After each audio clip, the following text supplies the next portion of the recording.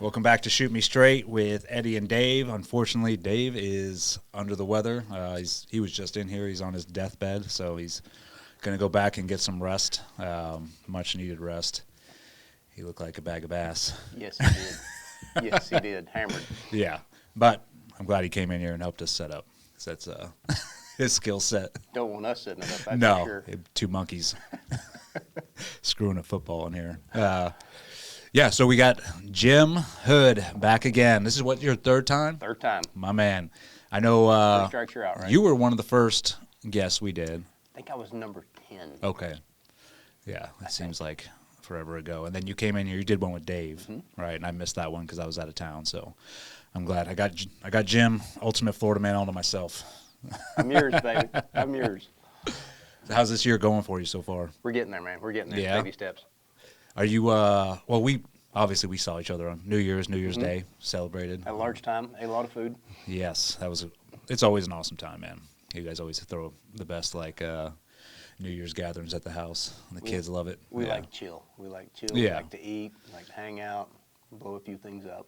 Yes, that's the best part. And the fireworks. Absolutely. Yeah. Oh, everybody looks forward to that every time.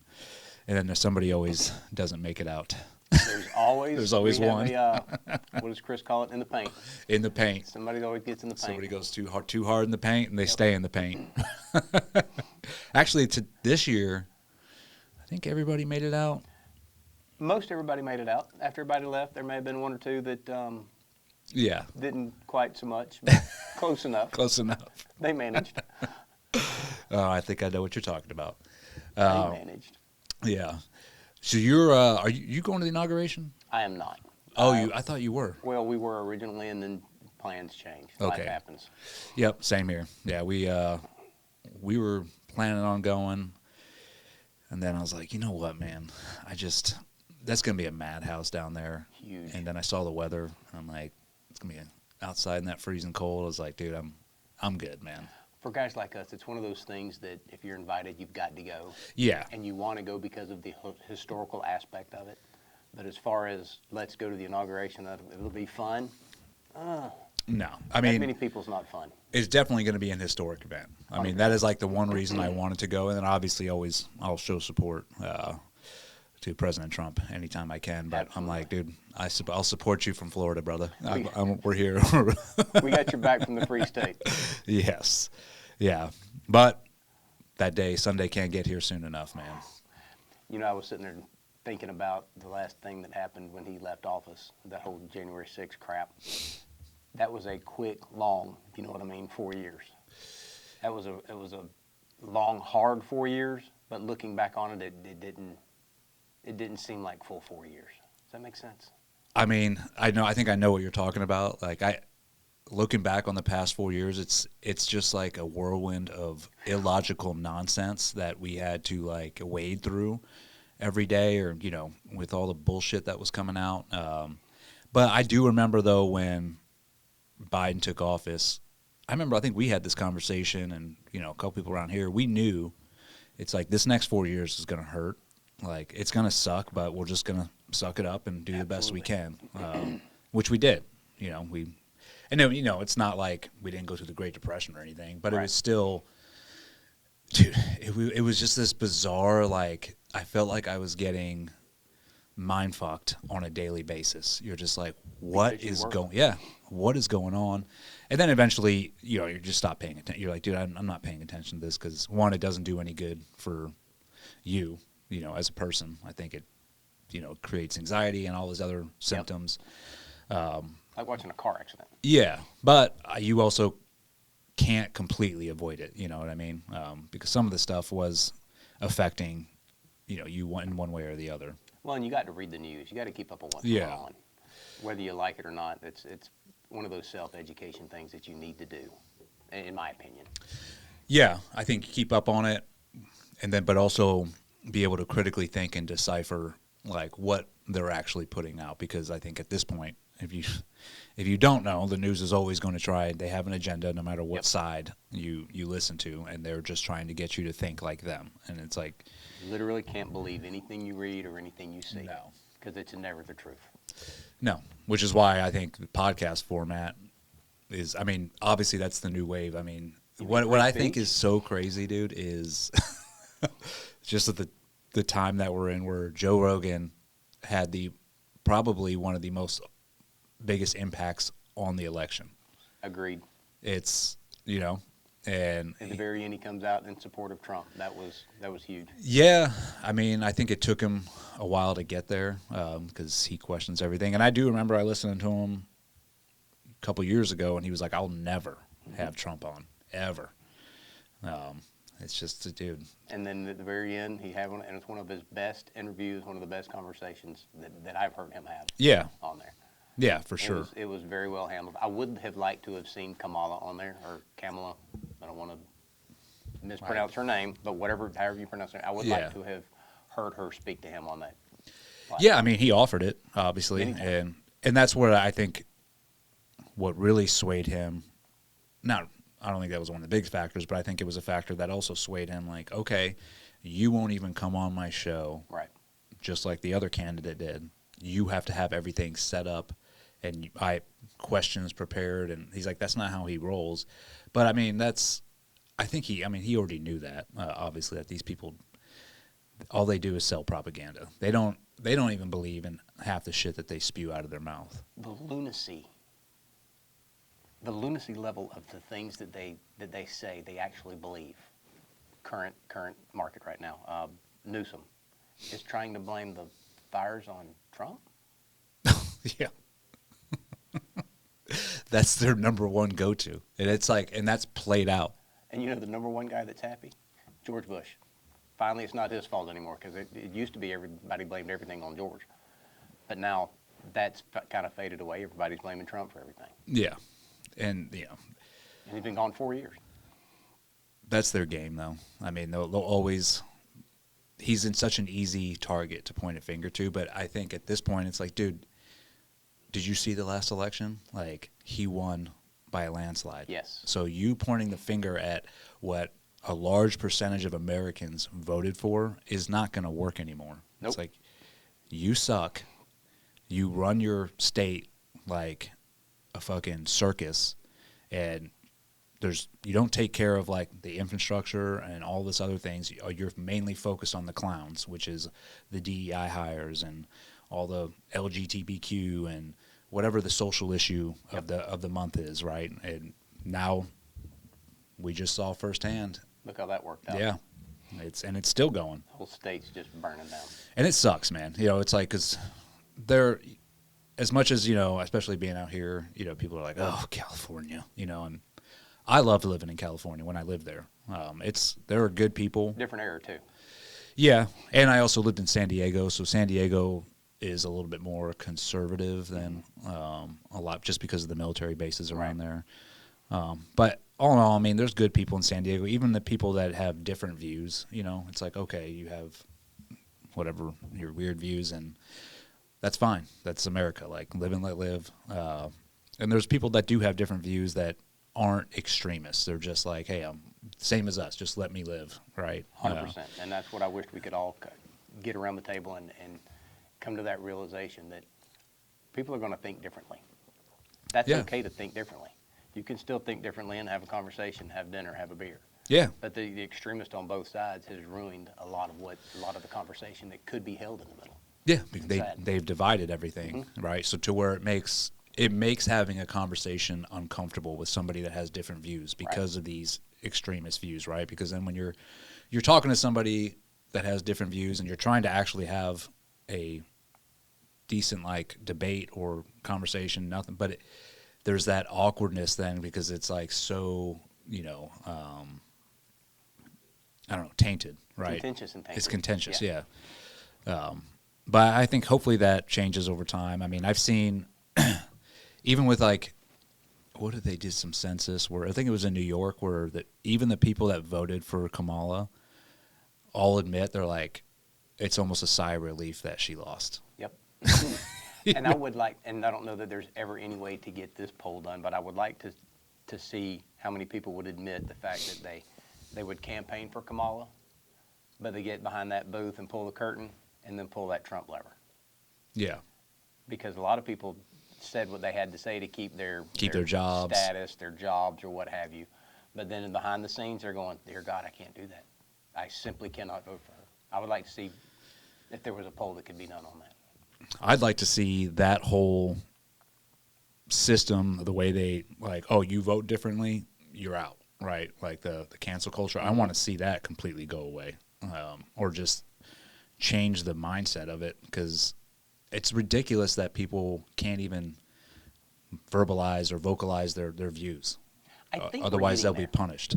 I'm hoping that we're getting there with everyone getting rid of the DEI.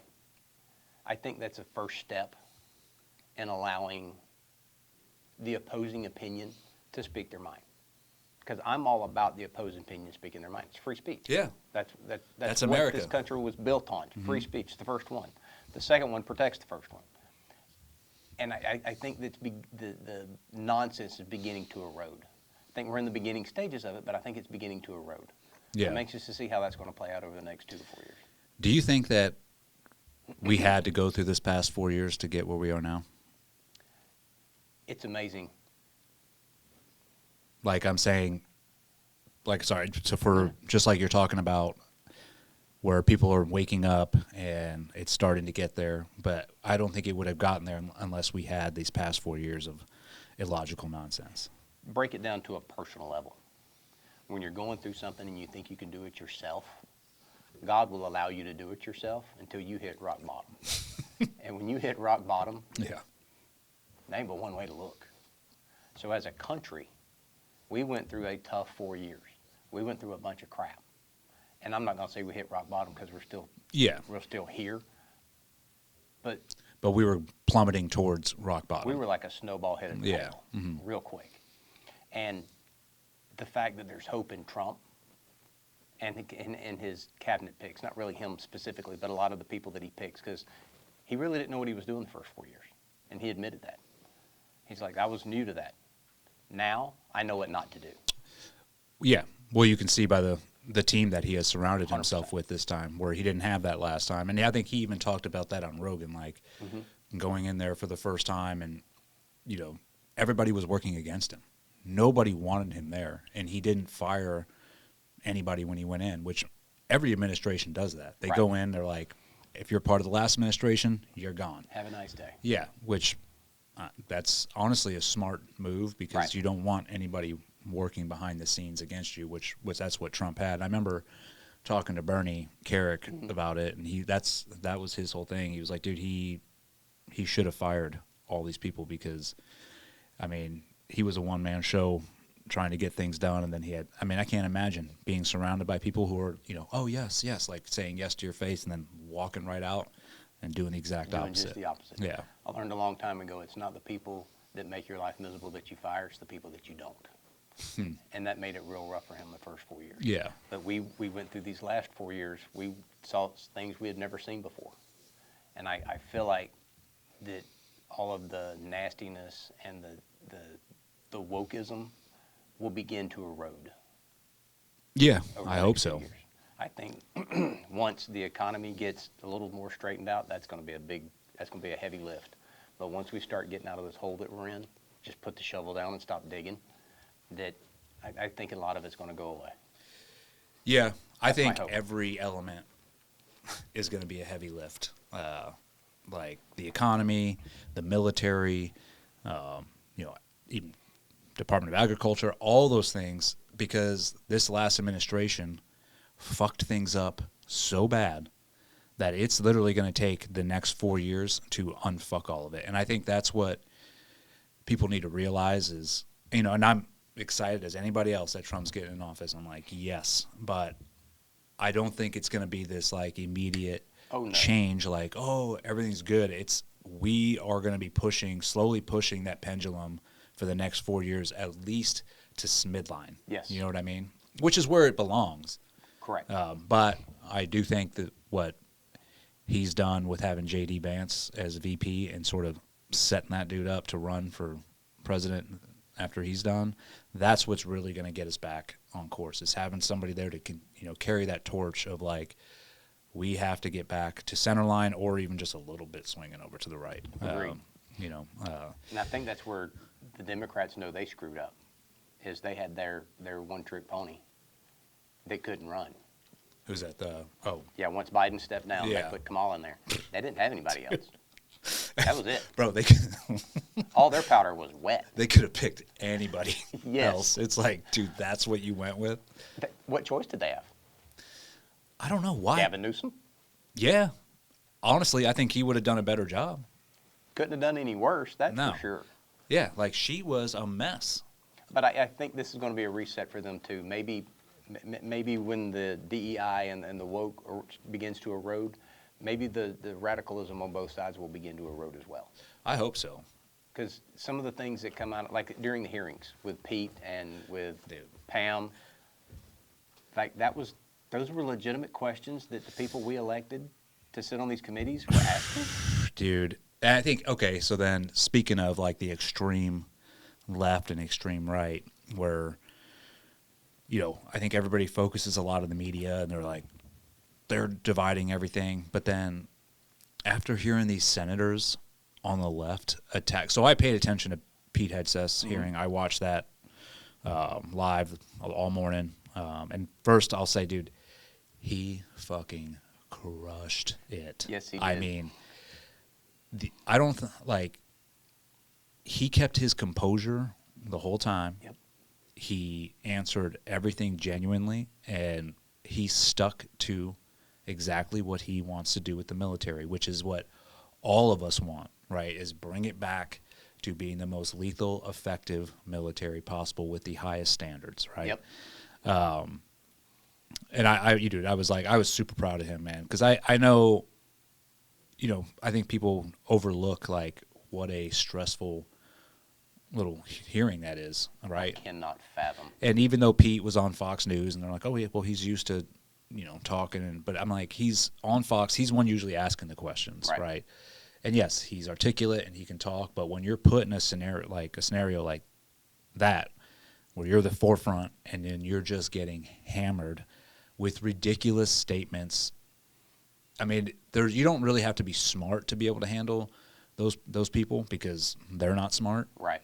But to keep your composure and not like make a face, like what the fuck? Like, are you? I mean, when I was watching, I was the one like, who the fuck are these people? What like, did you just say? Dude, they were. I mean, attacking him, attacking his character, and that's how you know they don't have anything. The second they attack your character and start trying to like, oh, All you got. You drink beer. Yeah? Yeah. Because I'm American. Like, and then the audacity, dude, where that guy's like, will you promise us you won't have a sip of alcohol the whole time you're in that seat? It's like, Pinky swear. Shut your mouth, dude. What about the question Elizabeth Warren asked him? What was it? Pete, did you know that for 7 years generals can't work for the private sector? Oh, and he's like, I'm not a general. I'm not a general, ma'am. Yeah. I mean, again.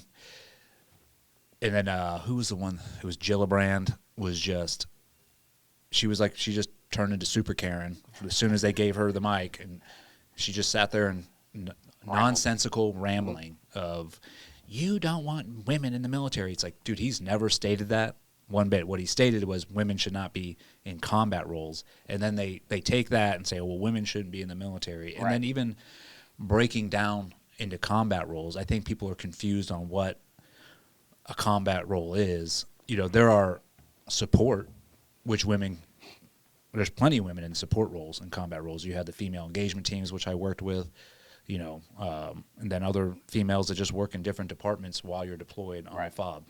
But I think what he's saying and what a lot of dudes feel and say is like, no, we don't want women like going out on ops with us all the time, right? You can have one attached to you, because I'll say we had some attached to us, you know, numerous times, and I know everybody felt the same way. Once that female was attached to us and then we were going on the op, we had like, you know, she was at the forefront as well. Like, we got to make sure she's safe. Boom, boom, boom. Like, make sure. It's in our being. Yeah. We protect women.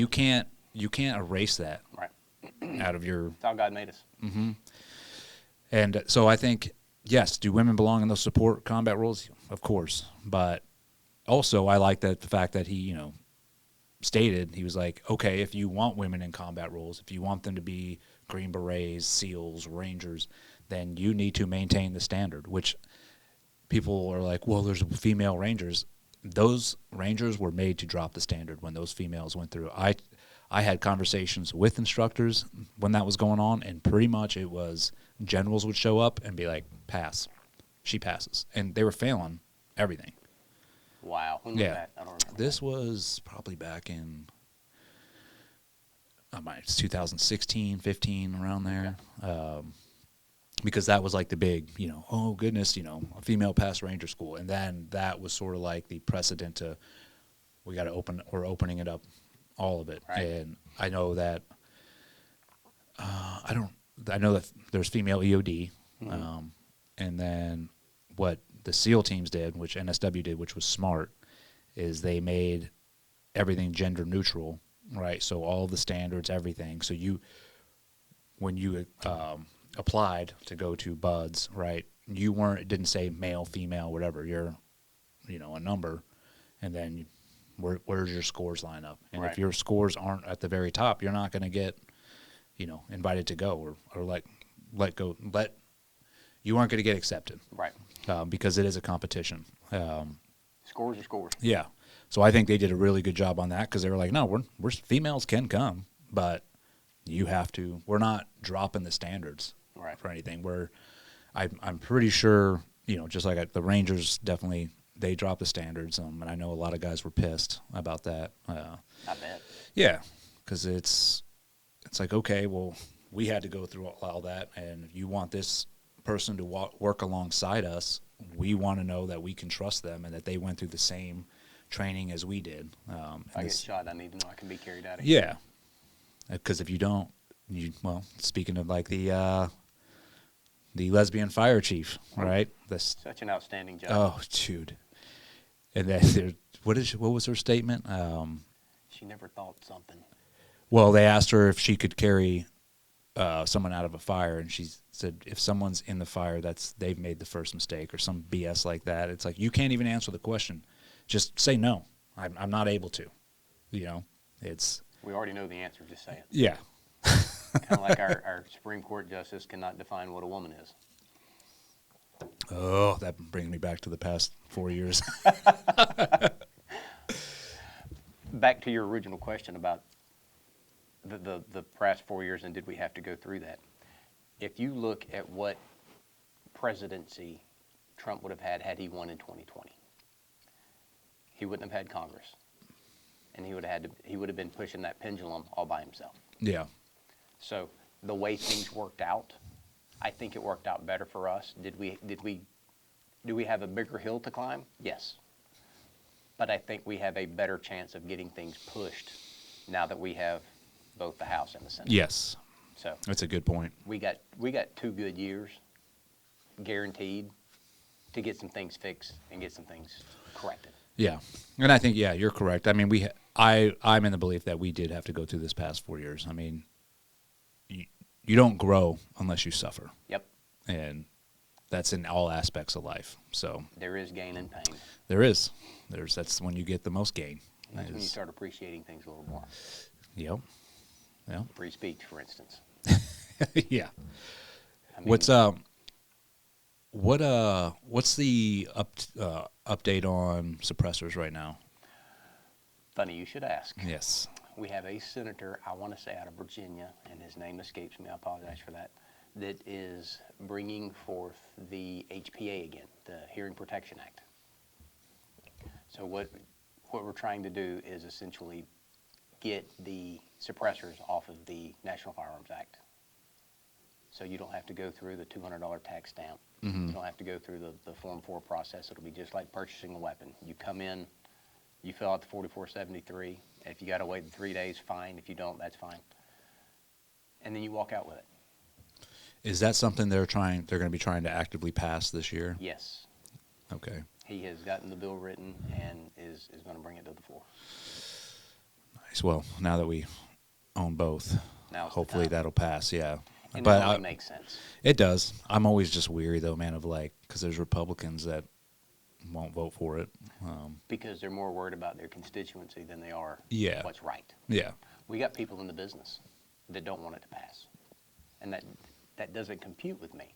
Like, if this is your industry, why would you not want it to Yeah. pass? Why? What is their reasoning? There is a small group of guys that want to keep it elite, or in their perception of elite, and they want to be the cool kids on the block, and not very many people have it. That's not how this thing should work. Yeah. It's a chunk of metal, for God's sakes. It can't do anything by itself, and it doesn't silence anything. No.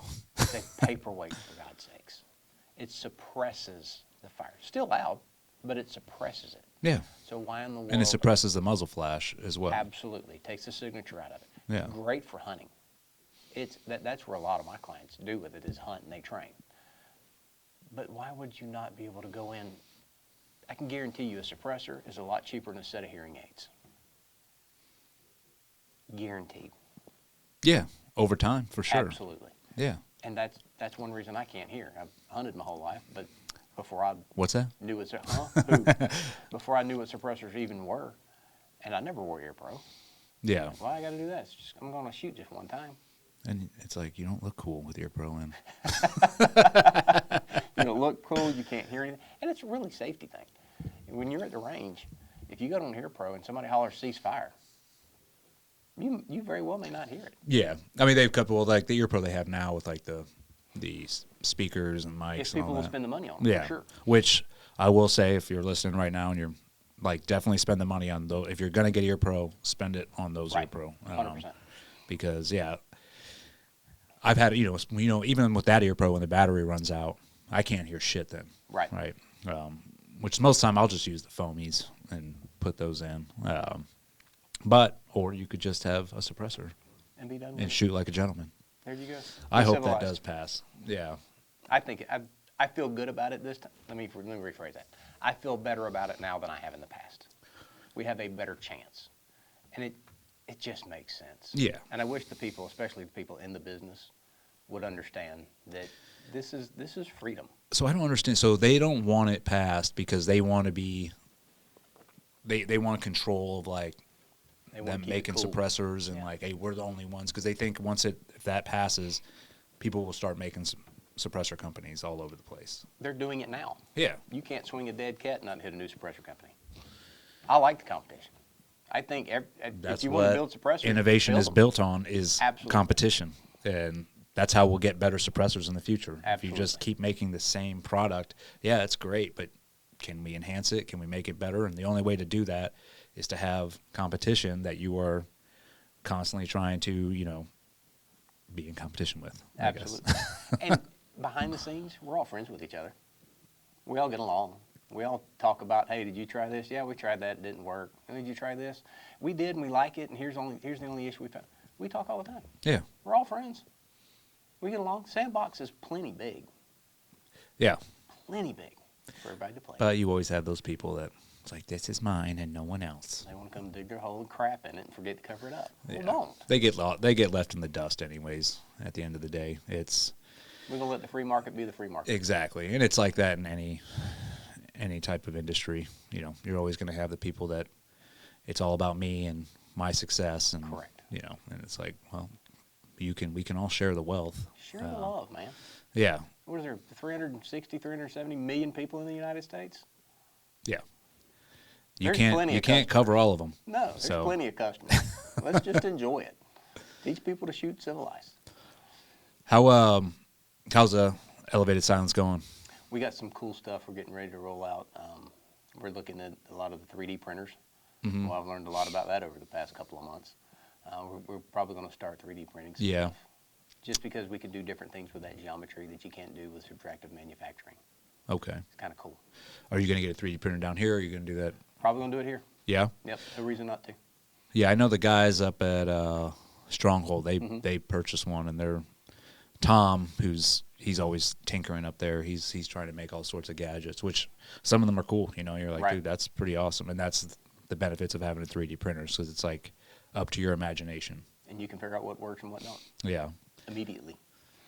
I can tell you like that. So I've been obviously shooting Mm-hmm. with your suppressor for a while now, and I take it everywhere I go, and and I'm not a suppressor expert where I'm like, this one's the best, because I do like, I think Huxworks is great. Like I do like other suppressors, Right. but dude, yours is every time, because I won't even say anything. I'll just pull it out, and other people have other suppressors, and then every time people come up like, dude, where did you get that? And then they're like, that's the quietest suppressor I've ever heard. And the cool thing is, no blowback. Yeah. We have taken that can with subtractive manufacturing as far as we possibly can. So with the geometry that we were able to do in there, again, with subtractive manufacturing, with typical CNC machine, I don't think you could make a better welded can like that. Yeah. I just don't. Do you think when you start doing the 3D printer version, it will become lighter, or? I think it'll become lighter. We're looking at some different metals. Mm-hmm. We're going to test out some of that metallurgy stuff that I don't completely understand. You got 99% this, but if you add 1% of this, then it increases the strength by 50%. It's crazy. That's a whole science in and of itself. But we're going to be looking at doing some lighter stuff, all while keeping the durability. Because it's hard to have running a can like you run one and have it extremely light. I like the weight, like even if it's like, so because like there's some, I shot Huxworks, Mm-hmm. and there's this little light, and it's great, but I'm more of the mentality, I like a little weight with it, just because I know, like, I'm used to that weight on my gun as well, because just from the suppressors that I used. You've carried one a little while. Yeah, so my body is automatically like, okay, we know what this is, and It feels natural to you. yeah, when it's super light, I'm a little, it's awkward a little bit, but yeah. Well, to have that durability, you got to have some weight behind it, because it's got to be built with like 17.4 or Inconel or something like that. Mm-hmm. And it's weighty. It just is what it is. Yeah. One day somebody will create a new metal that is both light and as durable as stainless. We'll see what happens. Yeah, well, maybe when that act passes and everyone starts competing. That's the best way to make things happen, is just open up. Oh, for sure. Yeah, I was listening to Zuckerberg was on Rogan the other day, and I mean he was saying, or I think what he was trying to say, or he was Apple's not gonna last as, like, it's not gonna be like the Forerunner for very long, because he's like, they haven't been innovative in how long? Like, each phone they come out with is like, oh, now it's a better camera. Instead of 2,500 pixels, we now have Yeah. 3,000 pixels. And then this new one they're coming out with, I keep seeing advertisements for it. Their selling point is they're having new emojis that you can put on your text. Oh, And I'm dear like, God. dude, is that really like a selling point for a new phone? And so I was For a like, lot oh, of dude, people. man, well, Zuckerberg was right, like, and that's because that's what he was saying. They've made it to where there's no competition, and so he's like, they stopped being innovative. Well, they've almost, and I'm going to say this tongue in cheek, they've almost maximized what you can put in a flipping phone. Yeah. I mean, that little thing that we carry in our pockets has more computing power than the first computer made. It's unbelievable what that phone can. I don't even know what it all can do. Kind of intimidates me. I'm not a tech guy. You and me both. I probably use about 20% of what that phone can do. You're probably and even that, 15% ahead you're of me. stretching my bandwidth. I don't know. I just want a phone. I want it to have 10 digits where I can call Eddie and go, hey, what's going on? Instead of texting you and then getting on this app and send you this attack. Yeah. I don't think that way. I'm old school. We're old, dude. That's the Exactly. problem. That's I'm okay with it. Yep, and I'm good with it too. I'm like, dude, I'm past that.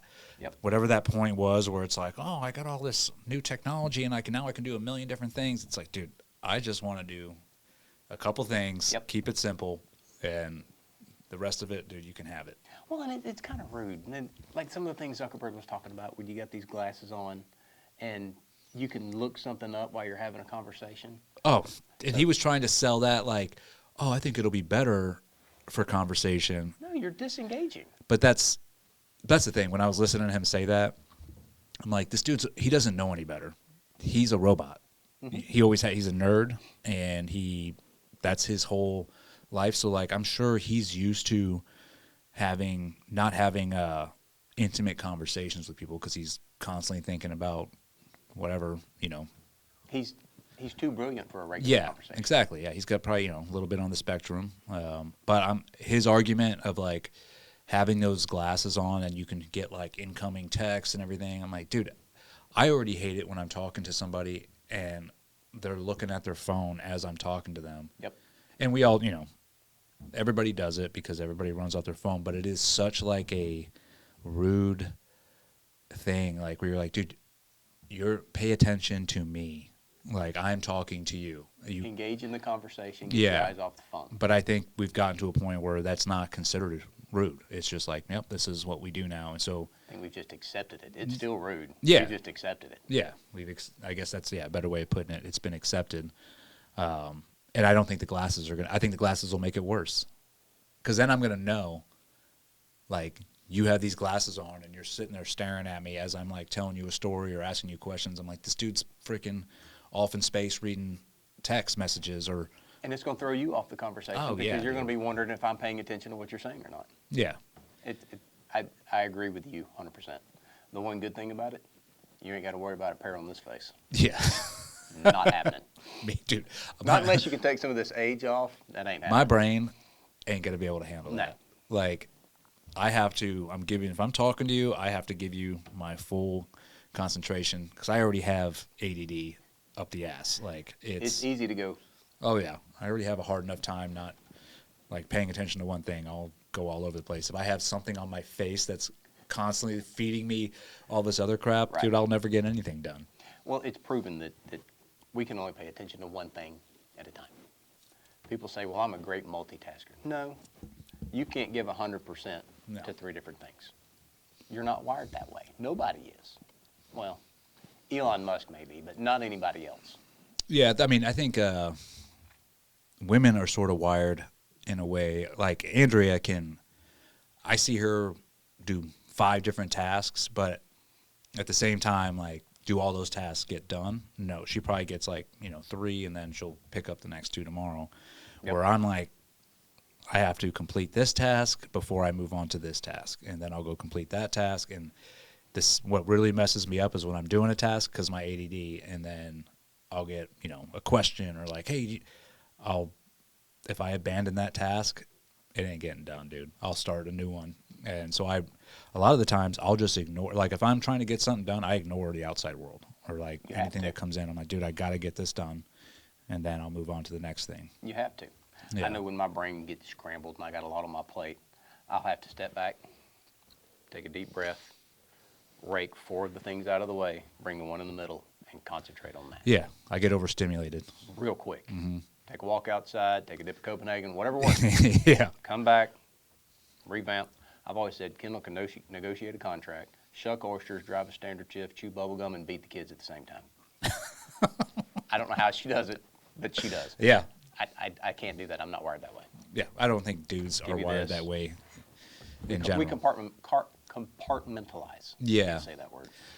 I watched some, what was it, man? I don't know if it was like that Men Are From Mars, Women Are From Venus, or it was some. Good book. It was some other, it might have been that, or it was like some video Andrew and I watched back in the day where it showed the difference between men and women's brains, and like ours is all, we put it in a box, and theirs is all over, all over the place. Goes all over the place. Yeah. And I was like, Which is the very reason we come back, meet in the middle, and compliment each other. Yeah. That's the very reason. We keep each other in line. That is true. They got a harder job than we do, but yeah. That's what they say. Well, they will Keeping be us in listening, line. So. Yeah. There you go. Oh, man. What else? I was going to ask you something else about. I was going to bring up, I saw they're going to pass a bill, or they're trying to pass a bill, because we were on that topic.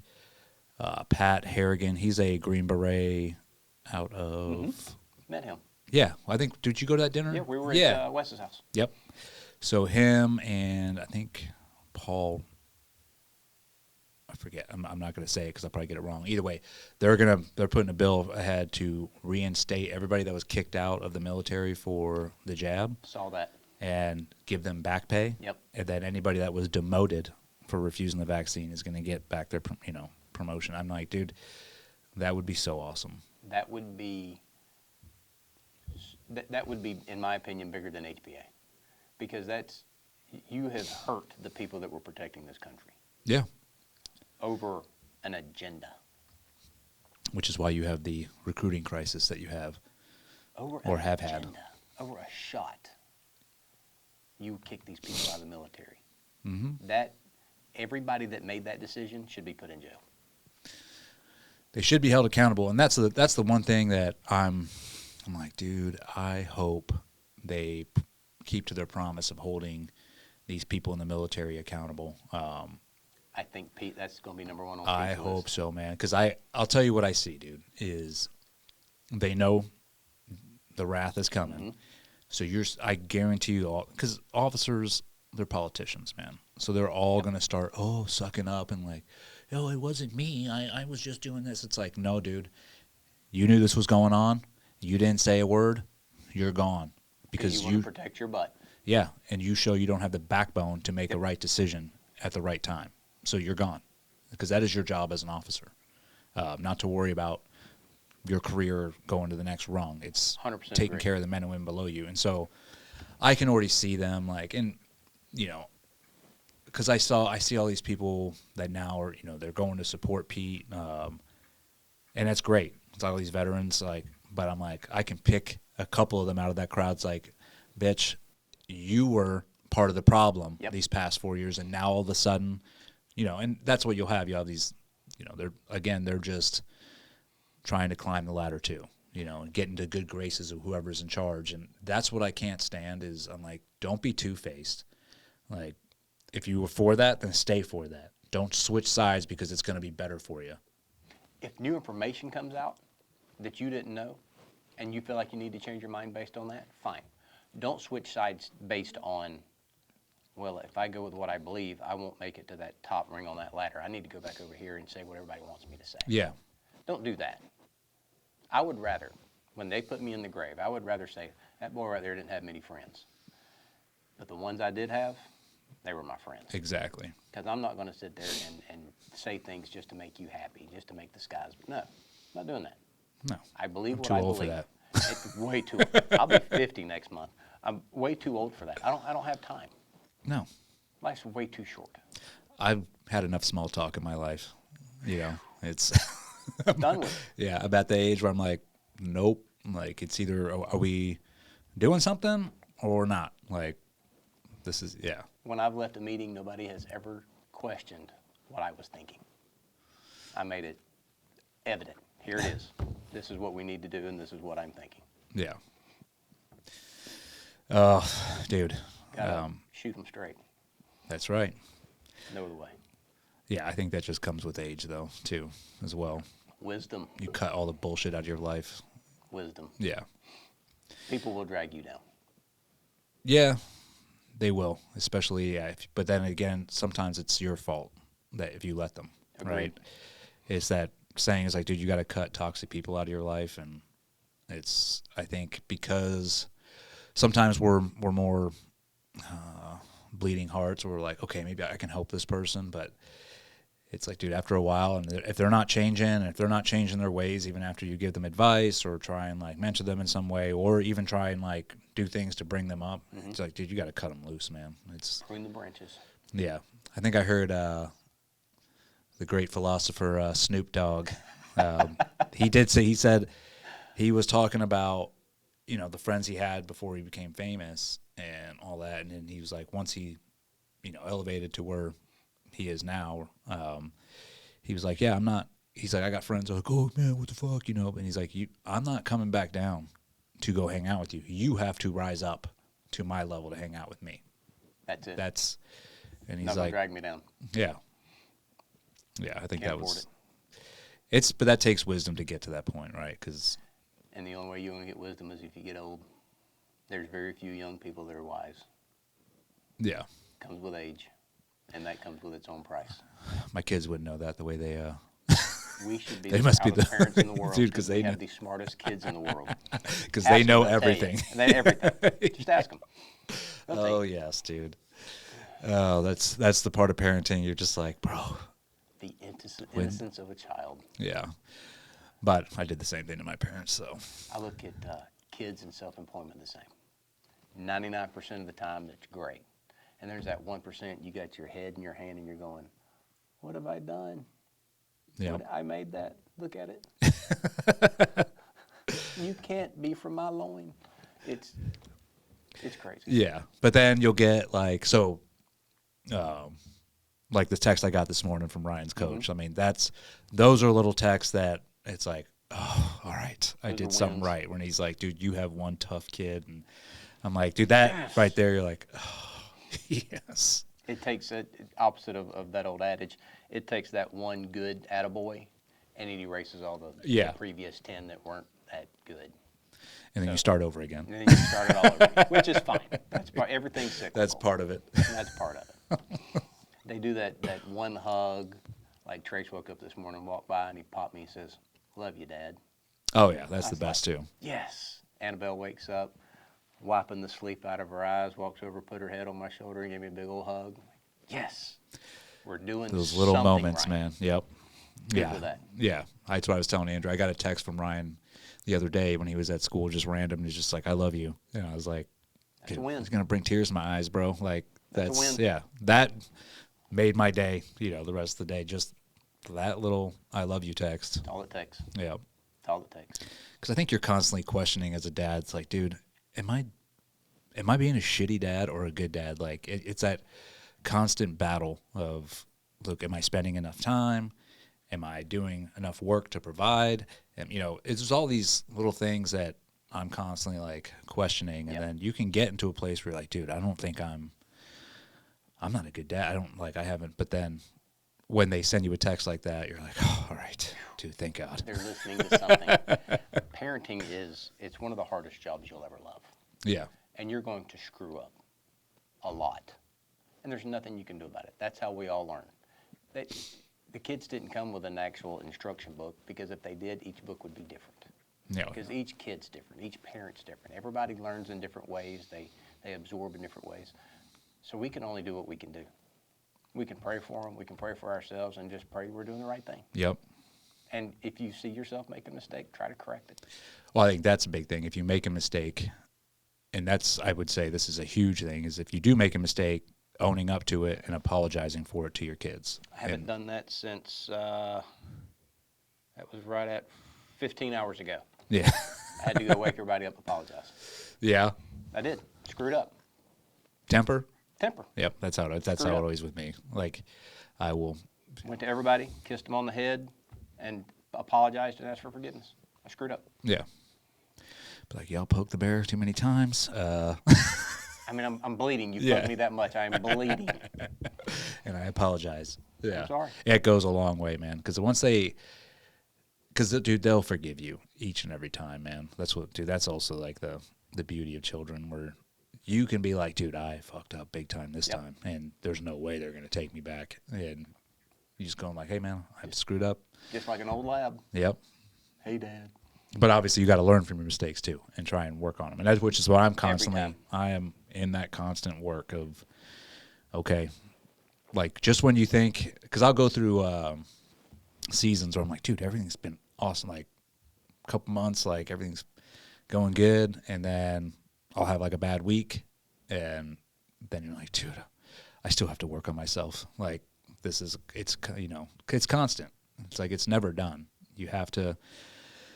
Whatever you are going through, or whatever you're doing, and it's affecting your family, then you need to take a step back and be like, dude, I need to fix this.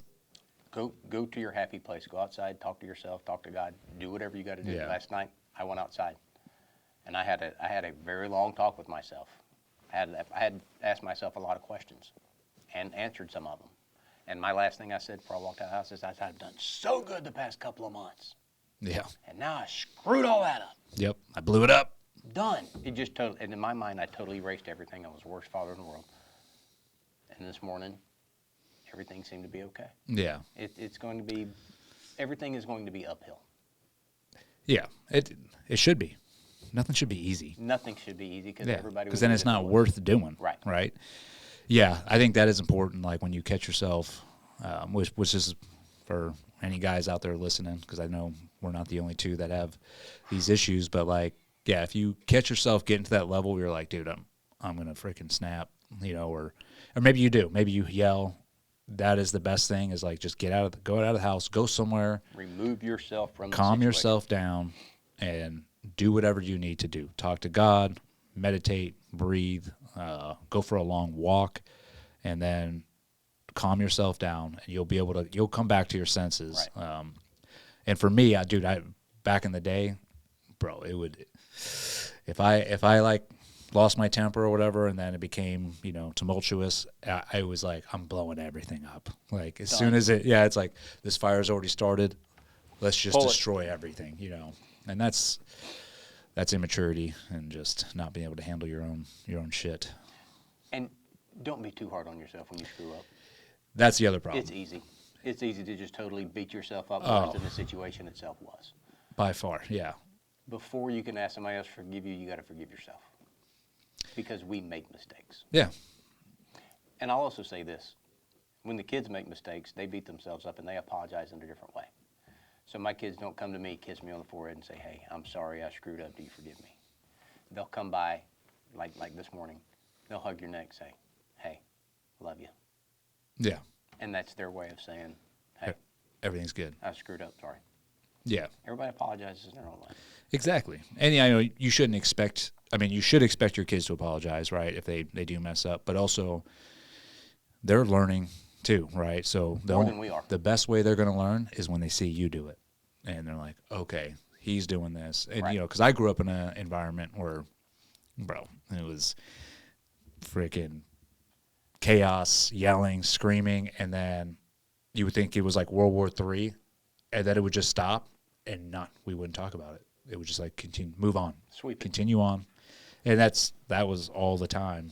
Because that's how I was when I first married Andrea, and she was like, "What the hell? Like, what kind of psychotic did I marry here?" Because I'd be like, "What?" She's like, "We're not going to talk about the fit you just threw." Like, what fit? What fit?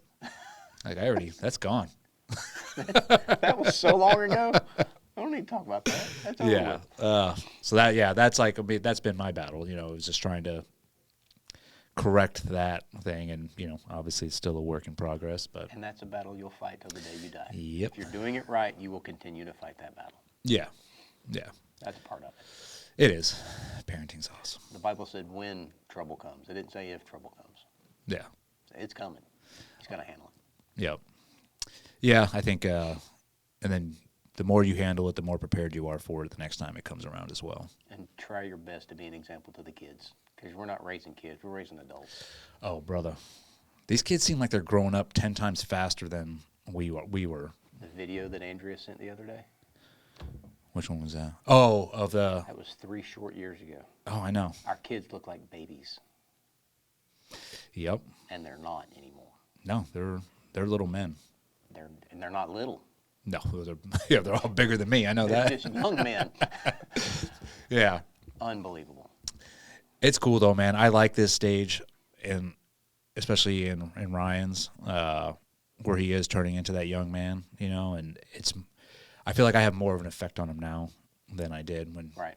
I mean, when they're little, they look up to you like you're their superhero, and they're like, but they're kids, so you're not going to really have this huge. You can't have these like talks with them to make an impact, right? Because they're like, well, what's next? And they're going to. But now, I'll go in there and have conversations with them, and make some sort of an impact, and I know I can tell he's like listening, so it's good. Had a talk the other night with Trace. Kendall was at the bar working. I think Annabelle was in a room. He had done something that made me mad, and I was sitting there, and I took it in, prayed about it a minute, got all my thoughts collected, and I stood up, put my hands in my pocket, and I gave this like 90-second, maybe 120-second short dissertation of what I thought about what he was doing or the decision that he had made. And when I got finished, I looked at him, and his mouth's open. He looks like a cow staring at a new gate. He goes, "You got all of that out of this?" I go, "Yeah, and I want you to think about everything I said." And he's just sitting there looking at me like a dog farted, and I walk off. Just totally bewildered him. He says, "I'm not used to that clear, concise, thought-out process." But for some reason, I had the wherewithal to just calm down, process it, and express what I wanted to say in actual 14-year-old terms. Yeah. And it seemed to work. Yeah. We'll see. We'll see. We'll see. No, it works. They're taking a little bit of it each and every time. You know, they might not get 100% of what you're trying to convey, but even if they take 10%, it's like, all right, we're making progress. I'll take 10%. 1% better. Oh my gosh. What big plans you got coming up? Got a little bit of travel over the next couple of weeks. Nothing major. We're trying to figure this 3D thing out because each printer's different. Trying to figure that out. I'm considering building a new location so it can be tailored to exactly what I want. We got a lot of stuff on our plates right Yeah. now. And we've also are getting ready to start that new company that I told you about, M59, the Security company? Contracting company. Nice. So we'll see how that goes too. All right. You got my resume. Yes, sir, I do. Yep. At And the then top of the list. also you brought in, Yes, donated. from your boys at Tomahawk, Wally and Biller. Yeah. Here's you a flag because I didn't see any red, white, and blue in this room. No, we'll definitely have to hang that up. We're gonna fix that For sure. right there. That's a great Tomahawk is a great company. They're doing great Absolutely. things, keeping our law enforcement up to speed on all the latest and greatest tactics, and just making sure they're highly trained, which is, I think, what a lot of us are doing now. But they've been doing it for quite a bit. I know they're super successful, and yeah, it's awesome to see. I had one of your guys call me the other day. Police officer that you trained out in Texas. Oh, 2 yeah. weeks ago. Mm-hmm. Yeah, he's a good dude. Spoke your praises. Oh well, they seem like they had a good time. Yeah, he thoroughly enjoyed the. In his words, it was nice to learn CQB, CQC from someone that had done it. Yeah, and that's the big thing I've seen. Well, when I go do these trainings or whatever, a lot of the times these cops go to, if they're not SWAT, right, which these guys weren't. These guys were dedicated to guarding the schools, but they go through a training called Alert, and I forget the number of hours they have to go every year, but it is ridiculous. It's literally like 2 days, and ominous dominus, you're now qualified to clear a school together. And so I'll go and usually have them. I'm like, hey, show me what they train you to do. And I don't shit on it. I'm like, because I realize there's only so much, that the law enforcement can do. And that is the course they came up with, and that's what I guess makes sense to them. But it is really cool to like break it down and then be like, hey, have you think about this? How about you guys do this? And the guys and girls that were there, that went through that course, I mean, they were all super receptive. And I think the one thing they kept bringing up, which surprised me, is because they were going to make mistakes. I'm like, dude, you're not going to learn this, Right. on day one. Like, oh, you're good to go. I'm like, so I would put them through different scenarios and also just hammering the basics, right? And when they'd mess up, I would be like, hey, you did this, or give them a little critique. I'm like, don't worry about it. I'm like, we're going to do it again. And I think I had multiple of the students were like, oh, well, I'm glad you're just not like treating us like shit. And I'm like, well, who's treating you like shit? And like, oh, when we go through Alert, like, they're like, you fucking idiot, and this and that. I'm like, why would you denigrate somebody that's trying to learn? They're not going to learn that way. So I was surprised to hear that. I mean, in the military, yes, that is how I came up. And a lot of it is because you're trying to be part of their team. So Right. they're going to see, if you're a weakling or not, or mentally and physically, right? So they might, denigrate you a little bit, and honestly, it works most times. It's negative reinforcement. But for some people, it doesn't. Some people, it just crushes them, right? Because then they're like, oh. Crushes most people. It does. I mean, and I you would call think it for idiot. law enforcement, it's the same thing, right? It's like, dude, you shouldn't be insulting these people just because they made a mistake. You should point out the mistake and be like, hey, dude, here's what you can do to fix it. Now let's do it again. Now let's do it again. Let's do it again. And just repetition.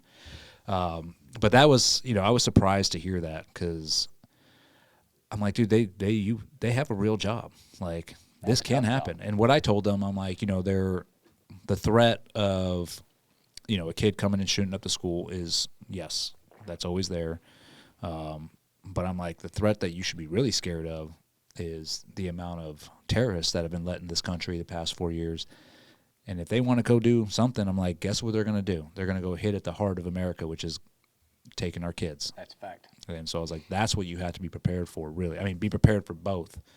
But it's like that should be at the forefront as well. And there's not enough training these people or anybody else for that matter, whether you're just a civilian or whether you're carrying a badge, protecting kids on the streets, investigation, narcotic, whatever it is. There is not enough training that you can take. No. To prepare yourself. Yeah, and I think that's what they realized because we did 3 full days, and we made progress. We got to a certain point, but it's like, and at the end of the day, it's like you have to be doing this on your own. Like, absolutely. You can't just depend on. In with them. Yeah, and it was like that even in the SEAL teams. We go through workup, and you hit all these wickets of like CQC for 3 weeks, this for 3 weeks, boom, boom, boom. But then in your free time.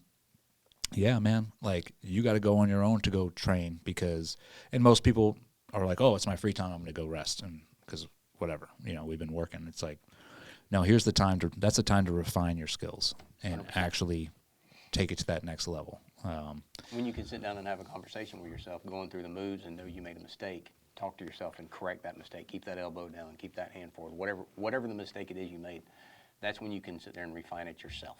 Yeah. Because you've had the instructions, you know what to do, go implement it. And you need to like refine all those fine movements, like the basics of how you're walking through the house, how you enter thresholds, your scans, like all that needs to be refined to a point where you don't have to think about it. Because this is what I'm like, because if a situation does happen, the last thing I want is you to be spending your bandwidth on like, oh, is my gun in the right place? Am I doing this the right way? Because you should then be thinking strategically of like, how am I going to take care of this problem?